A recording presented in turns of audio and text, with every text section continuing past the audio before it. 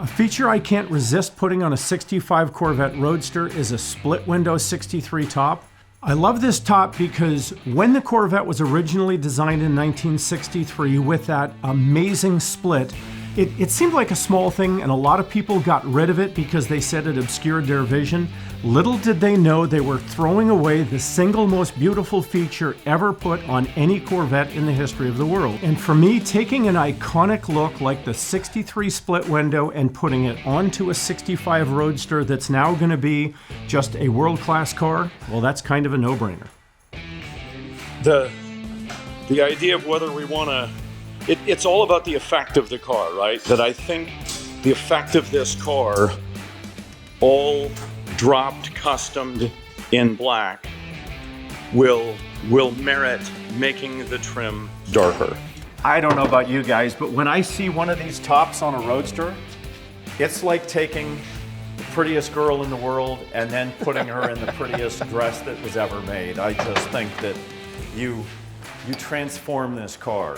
We designed the mold years ago after spending about 1,500 hours building, redesigning, perfecting the top, and we put several through that mold and put them on standby. Now one is ready to be used. All right, so at this point, we're fitting the new top. We abandoned that top for a couple different reasons. It was actually fit to a specific car already, and we've gone too far, so we went ahead and grabbed one off the shelf, and we're now marking it to cut it equal on the top and get all of our lines to line up. Like, this is the door gap line, needs to come straight in. Then this line right here needs to come in, and so we're gonna bring this back just a little bit here. This is some damage coming out of the mold, so we're gonna deal with that. For what it's worth, this glass is, like you can see the thickness of it, it's, you know, roughly half the thickness of my thumb, and the original glass was only probably a half to a quarter of this thickness. So we're drawing it down everywhere and getting it ready to fit, and right now we're at probably, just over a 1/16 of an inch from the body. So we're going to continue working this to get this line as clean as possible and get all of these lines. He's messing with it right now, but this line, you know, this is our door line that lines up with our A-pillar.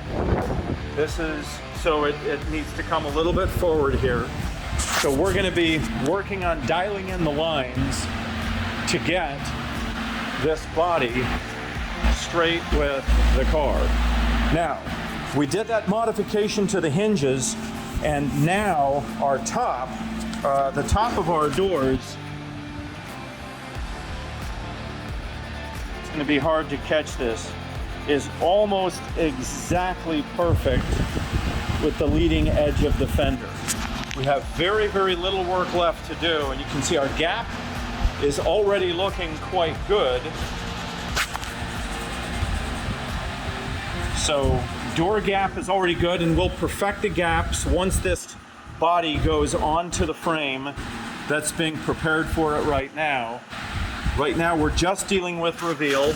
So for instance, right there, we're gonna end up taking a little bit of glass off this edge because we want about a 3/16 inch gap between the door and the fake door.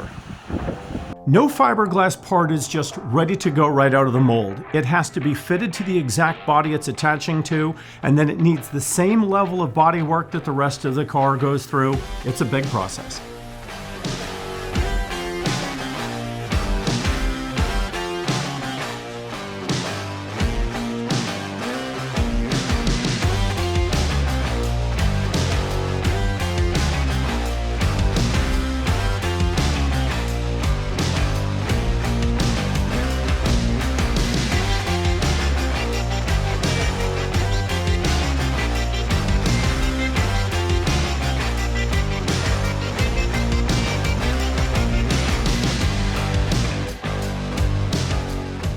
can see, there's no magic shortcut to quality bodywork for a good paint job. This process takes a lot of time and a lot of attention to detail.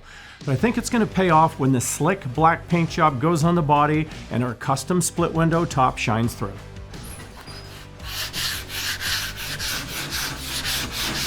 How goes the new top? It's going. It's looking pretty good. Getting Okay. there. So obviously you've done a fair amount of filling here. Is it clean? Yeah, it's kind of clean. Getting there? Yeah. Okay, so I know that this corner is a little bit problematic, so I can see you've cut this down some. Okay, we still have to put the steel brace in there, Right. so we have to mount that in. Can you do me a favor, get the lights, and let's do a shadow check. Okay, all in all, the lines are looking pretty nice, but... All right. Do me a favor, dust it. Just dust it off and let's just take a look at what we got. Okay, so start marking. You see how you've got an entire, like there's an entire low ridge right there, right? Yep. So, yep. All right, and that of course needs to get filled. Let's get those filled. Okay. Okay, we've got a small one there. We've got a little divot right couple there. of them. In fact, yep, there's a few, exactly. Okay, that's looking pretty good. Let's dust this. Okay, I think that you've got a high spot there and that's still a little bit low. Okay. So that needs to be blocked down. Yep.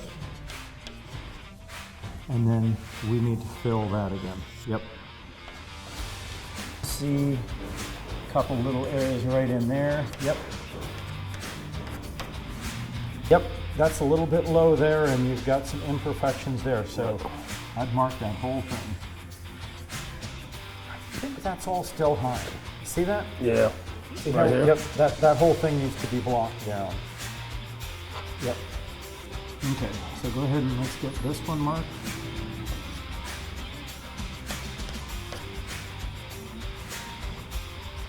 Yeah, so that whole thing, in fact, I'd just mark it up here and just bring it, yep, that whole thing needs to be filled. Okay. And it's amazing what Light can do. what pops out of the shadows, isn't it? Yeah. All right, I think overall our lines are pretty good. When are we going to fit this to the car? I would like to do this by this afternoon. Okay, that's what I'd like to see. So later today, and then let's get this bonded in, all right? Right. Okay, very good. Thank you, Will. All right. Thank you. Thanks for joining us, folks. Leave a comment below. What's your favorite look for a 65 Corvette? Is it split window, convertible top up, top down, or the original hard shell top? After the video, check out what we're doing on a 71 Jimmy off-roading truck rebuild. It's also on our channel. Take care.